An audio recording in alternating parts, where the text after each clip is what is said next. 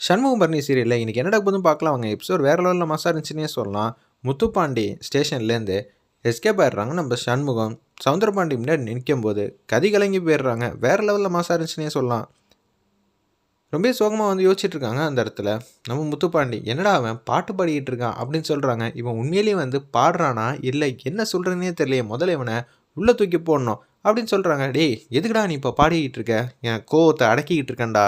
முருகர் மட்டும் இல்லைன்னு வச்சுக்கேன், நான் உன்னை சும்மா விட மாட்டேன், எலெக்ஷனில் நின்று ஜெயிப்பேன். அதுக்கு முதல்ல உன்னை நான் இங்கே விட்டாதானே உள்ளே தூக்கி போட்டு பூட்டிடுறாங்க அந்த இடத்துல நம்ம முத்துப்பாண்டி. அப்போன்னு பார்த்து இன்னமும் விடாமல் பாடிக்கிட்டே இருக்காங்க. வேறு லெவலில் மாசா இருந்துச்சுன்னே சொல்லலாம். நீ என்ன பண்ணுறேன்னா சிக்கன் பிரியாணி வாங்கிட்டு வந்துடுனோடனே சாப்பிட்டுட்டு இருக்காங்க அந்த இடத்துல. ஒரு பக்கம் பரணியோ ரத்னாவோ உச்சக்கட்ட கோவத்தில் வந்து சவுந்தரபாண்டியனை பார்க்கலான்னு சொல்லிட்டு வராங்க வீட்டுக்கு. சவுந்தரபாண்டி வந்து கேஷுவலாக வந்து உட்காந்துட்டு இருக்கப்ப அவங்க ஒய்ஃப் பாக்கியம் வந்து பால் எடுத்துகிட்டு வந்து கொடுக்குறாங்க. என்னடி இவ்வளோ பால் எடுத்துகிட்டு வந்து கொடுக்குற, எப்போதும் இந்த டம்ளரில் தானே குடிப்பீங்க, அப்புறம் என்ன இன்னொரு டம்ளர் எடுத்துகிட்டு வா, 2 பேர் பாதி பாதி குடிக்கலாமா, என்னங்க தெளிவாக தானே இருக்கீங்க, வேறு எதுவும் சாப்பிட்டீங்களா? ஏய் என்னடி நினச்சிட்டு இருக்க, நான் அதெல்லாம் கையில் வந்து எடுப்பானா, சேச்சே நீங்கள் தான் எடுக்க மாட்டீங்களே, அதான் எனக்கு தெரியுமே. ஒத்த ஓட்டு வந்துட்டானா, சாப்பிட்டு சீக்கிரம் அவனை நிம்மதியாக தூங்க சொல்லு, அவன் என் ஒரு புள்ள தானே அப்படின்னு சொல்கிறாங்க. என்னங்க உண்மையிலே நல்லா இருக்கீங்களா, புத்தி எதுவும் பேதளிச்சு போயிடுச்சாங்கிற மாதிரி கேட்குறாங்க. ஏண்டி அன்பா பாசமாக பேசுனா பைத்தியகாரம் பட்டத்தை வந்து கொடுத்துருவீங்களா? சனினேண்ணா என்ன ஆச்சு? இவர் இன்னைக்கு ரொம்ப சந்தோஷமாக அற்புதமாக இருக்காங்க. இவர் சந்தோஷமாக இருந்தாங்கன்னா மற்றவங்க நிம்மதி வந்து கெடுத்துட்டாங்கன்னு அர்த்தம். யார் நிம்மதியை கெடுத்தீங்க, எனக்கு ஒன்றும் புரியலன்னு சொல்லிட்டு பாக்கியம் மட்டும் மாசா கிளம்புறாங்க. பாத்தியா என்னை விட அவள் என்னை பற்றி நல்லாவே தெளிவாக புரிஞ்சுக்கிட்டு இருக்கா அப்படின்னு சொல்லும்போது பரணியும் ரத்னாவும் மாசா வந்து அவங்க முன்னாடி நிற்கிறாங்க. என்னப்பா செய்ய வேண்டிய காரியத்தெல்லாம் சிறப்பாக செஞ்சுட்டு இங்கே வந்து கேஷுவலாக சிரிச்சமாகவும் வந்து உட்காந்துட்டு இருக்கீங்களா அப்படின்னு சொல்லும்போது அம்மா அம்மான்னு சொல்லி கூப்பிட்றாங்க. பாக்கியம் வந்துடுறாங்க அந்த இடத்துல. ஒரு சண்முகத்தை வந்து பாக்கு கேஸில் வந்து உள்ளே வச்சுட்டாங்க தெரியுமா? என்னது பாக்கா? அது மாதிரிலாம் சண்முகம் என்றைக்கு விற்க மாட்டானே. ஆமாம், அது எத்தனை கோடி ரூபா லாபம் வந்தாலும் அதெல்லாம் விற்கவே மாட்டார். ஆனால் இவன் தான் தேவையில்லாமல் வந்து பழியை போட்டு முத்துப்பாண்டியை வச்சு உள்ளே தூக்கி வச்சுட்டாங்க. ஏங்க இதெல்லாம் ரொம்ப தப்பு. அப்பா நிச்சயம் இதுக்கு பின்னாடி இருக்கிறதெல்லாம் அவன் கண்டுபிடிச்சான்னு வச்சுக்கேன் சண்முகம், உன்னை தூக்கி என்ன பண்ணுவான்னு தெரியுமா? பொறுத்திருந்து பார்ப்பா. அவன்கிட்ட மோதிர மலையோட மோதனா சின்னதாக வந்து கடப்பாரெல்லாம் ஜெயிக்கிற மாதிரி அர்த்தம் இல்லை, கடப்பாரை உடஞ்சி போயிடும் பார்த்துக்க அப்படின்னு சொல்கிறாங்க அந்த இடத்துல. நம்ம பரணி ஏய் நான் தான் எதுவுமே செய்யலைன்னு சொல்கிறேன்ல, அப்படி இருக்கும்போது நீ யார்கிட்ட வேணாலும் புகார் கொடுத்துக்க, எந்த உண்மையை வேணாலும் வர வச்சுக்க, நான் நிம்மதியாக சந்தோஷமாக இருக்கேன். நீ அந்த தர்மத்தை எலெக்ஷனில் ஜெயிக்கணும்னு சொல்லிட்டு தான் கேவலமாக வேலை பார்ப்பேன்னு தெரிஞ்சு அவனை நிற்க வேணான்னு தலைப்பாடாக அடிச்சுக்கிட்டேன். ஆனால் இப்போ சண்முகத்தை நீ பகைச்சிக்கிட்ட, சிங்கத்துக்கிட்ட மோதிக்கிட்டு இருக்க, என்னடி வந்தோன்னே மலை சிங்கம்னு சொல்லி ரொம்பவே வந்து சண்முகத்தோட மனைவியாக பேசிகிட்டு இருக்க. இல்லை நான் சண்முகத்தோட மனைவியாக பேசுகிறேன் இல்லைங்கிறதெல்லாம் இப்போ முக்கியம் இல்லை. அவன் வெளியில் வந்து உண்மையெல்லாம் கண்டுபிடிச்சான் அப்புறம் கதி கலங்கி போயிடுவேன் அப்படின்னு சொல்லி செமையாக வந்துட்டுறாங்க. ரத்தனம் வந்து கடுப்பாயிட்டாங்க. நீங்கள் அந்த காலத்துலேயும் இப்போ வரைக்கும் என் குடும்பத்தை வந்து பாடாப்படுத்திக்கிட்டு இருக்கீங்க, இன்னமும் வந்து பண்ணிகிட்டு இருக்கீங்க. இது எல்லாத்துக்கும் வந்து பதிலடி கொடுக்குற வகையில் வந்து எங்கள் அண்ணன் உங்களை சும்மாவே விட மாட்டாங்கங்கிற மாதிரி மாஸ் பண்ணுறாங்க ரத்னா. இதெல்லாம் கேட்டு முடிச்சோன்னா பாக்கியம் வந்து கதறாங்க. ஏங்க இது மாதிரி உங்களுக்கு கெட்ட எண்ணம் கெட்ட புத்தி, அமைதியாக இருக்கவே மாட்டீங்களா? ஏண்டி நான் என்னடி பண்ணேன், நான் எதுவுமே பண்ணலை, அதனால தானே கேஷுவலாக இருக்கேன். கொஞ்ச நேரத்துக்கு முன்னாடி சந்தோஷமாக ஆனந்தமாக இருந்தீங்களே, அதுக்கு இதுதான் காரணமா? இது தெரியாமல் போச்சு. முத்துப்பாண்டியை வச்சு தந்திரமாக வந்து சண்முகத்தை வந்து தூக்கிட்டான்னு நினச்சிட்டு இருக்காங்க. என் புருஷன் வெளியில் வந்து உன்னை கதிகலங்க வைக்காமல் விட மாட்டான்னு சொல்லி அவங்க 2 பேரும் போகிறாங்க. நம்ம பரணியும் ரத்னாவும் ஆட்டோவில் ஏறி வீட்டுக்கு வந்து போயிட்டுருக்காங்க. என்ன பண்ணுன்னே தெரியாமல் வந்து சந்தோஷத்தின் உச்சத்தில் இருக்காங்க சவுந்தரபாண்டி. அந்த இடத்துல பாட்டு பாடிக்கிட்டே இருக்காங்க.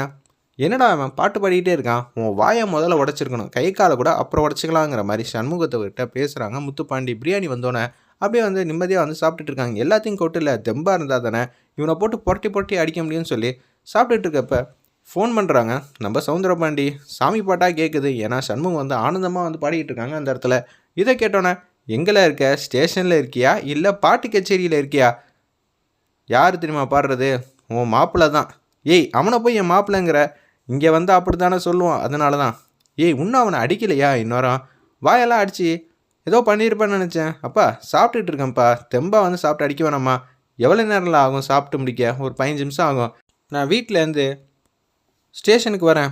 என்னப்பா நான் வேணால் வீடியோ வந்து ரெக்கார்ட் பண்ணி உனக்கு வேணால் அனுப்பிச்சி வைக்கிட்டா? ஏய் வீடியோ ஆதாரம்லாம் எடுத்தால் வெளியில் தெரிஞ்சால் லீக் ஆகிடுச்சுனா இதுவே ஒரு ஆதாரமாகிடும்.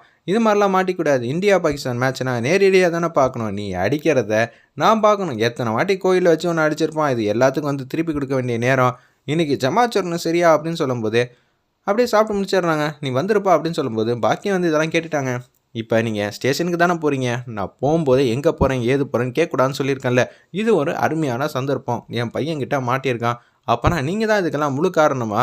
ஏங்க எலெக்ஷனில் வந்து நிற்கணுங்கிற ஒரே காரணத்துக்காக இப்படியெல்லாம் வந்து தனியாக வந்து பர்ஃபார்ம் பண்ணாதீங்க. இது ரொம்பவே தப்பு. சண்முகத்தை வெளியில் விட்டுருங்க. நான் வேணா கேட்டு அவனை வாபஸ் வாங்க வைக்கிறேன்.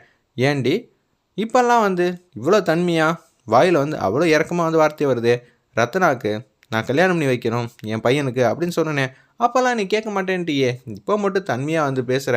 சண்முகத்துக்காக வந்து பேசி என்னென்னமோ பெர்ஃபார்ம் பண்ணாத. நான் கேட்கவே மாட்டேன்னு சொல்லி ஸ்டேஷனுக்கு வந்து வீராப்போட கிளம்புறாங்க. அந்த இடத்துல சௌந்தரபாண்டியனும் நம்ம சனியன் அண்ணனும் போயிட்டுருக்காங்க.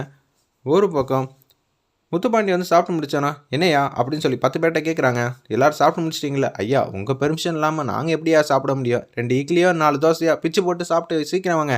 இன்றைக்கி நைட்டு ஃபுல்லாக செம்ம பர்ஃபார்மன்ஸ் இருக்குதுன்னு சொன்னேன். அப்படியே வந்து செம்மையாக வந்து பார்த்துட்டு இருக்காங்க. இந்த எலெக்ஷனில் நான் நிற்க தான் போகிறேன், நான் ஜெயிக்க தான் போகிறேன், ஒன்றால் எதுவும் செஞ்சு கிழிக்க முடியாதுங்கிற மாதிரி அதிரடியாக மாதம் வந்து பேசுகிறாங்க. அந்த இடத்துல நம்ம முத்துப்பாண்டி நீ சாப்பிட போறியா அப்படின்னு சொல்லி கேட்குறாங்க.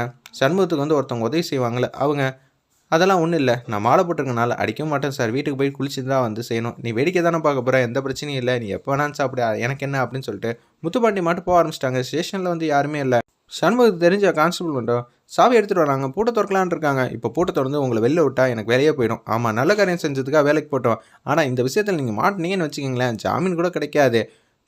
ஏய் நான் எப்படி இருந்தாலும் தப்பு பண்ணலேருந்து உள்ளே வந்து போராடினா முடியுமா? வெளியில் போய் யார்கிட்டையும் போலீஸ்லேருந்து மாட்டிக்காமல் போராடி நிரூபித்து காட்டுங்க.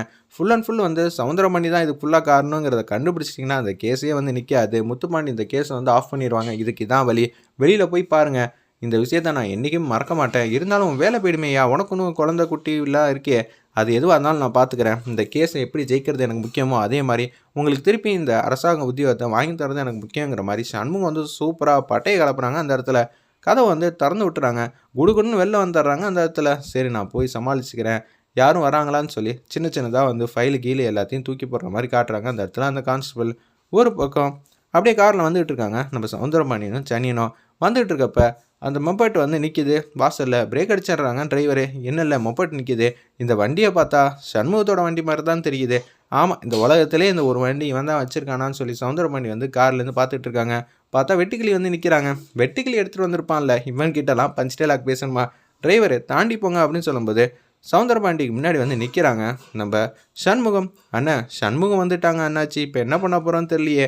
ஆமாம் இல்லை, பார்க்குறதுக்கு அவனை மாதிரி தான் இருக்குன்னு சொன்னோன்னா காரை விட்டு திறக்கிறாங்க. இவன் ஸ்டேஷனில் தானே இருக்கேன்னா மாயாஜாலம் பண்ணுறானா, கொஞ்ச நேரத்துக்கு முன்னாடி கூட பூட்டி தான் வச்சுருக்கேன்னு சொன்னான், இவன் எப்படில வெளில வந்தாங்கிற மாதிரி யோசிக்கிறாங்க. என்ன மாமனார் என்னை தூக்கி உள்ள வச்சுட்டா தப்பிக்க முடியாதுன்னு நினச்சியா? நான்லாம் சிங்கம் மாதிரி எங்கே எப்படி இருப்பேன்னு தெரியாது. இது எல்லாத்துக்கும் காரணம் நீ தான்னு நிரூபித்து காட்டி உன்னை எந்த எலெக்ஷன்லையும் நிற்க விடாமல் பண்ணி நான் ஜெயிச்சு காட்டல. இது சத்தியம். நான் வந்து ஜெயிக்கிறதுக்காக வந்து இந்த எலெக்ஷனில் நிற்கல, உன்னை தோக்கடிக்கிறதுக்காக இந்த எலெக்ஷனில் வந்து நிற்கிறேன்.